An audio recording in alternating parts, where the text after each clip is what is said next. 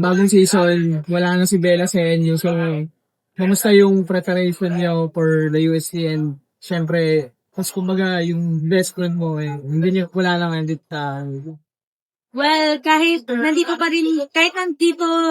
pa naman si Belen or wala na, same pa din po yung gutom namin na, alam mo yan, makakuha yung championship and, syempre, yun, pinagtrabuhan po talaga na. Pero UST now, may ilang players kayo injured. Kailan lang si Salsa Mulat. Pero babalik si Perdido na ngayon. So, ano lang yung take mo doon? Yes po, babalik si Jonah and si Saisa this season. So, happy kasi, yun, excited din. Kasi nga po, almost complete yung season 86 namin na players. So, ayun, sana mabigay lang namin yung best namin together with them.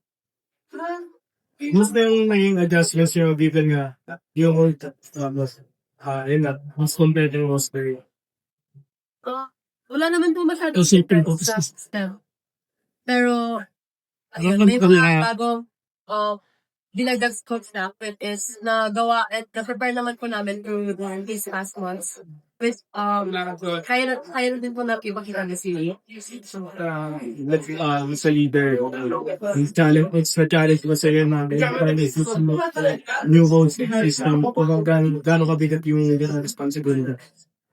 Actually, yun nga po yung sinasabi ko, kung kailan last year ko na parang po, doon ko naramdaman yung pressure kasi nga, yun nga, hindi lang naman talaga third place, second place yung pinag-uusapan. Kasi isa kami sa mga teams na, alam mo yun, buo pa rin. So, ano lang, ina-enjoy lang po namin and yun, kailangan namin talagang paghirapan para, alam mo yun, maganda yung mapakita namin na makabawi kami. So, Then how do you like your chances of winning the title finally, no?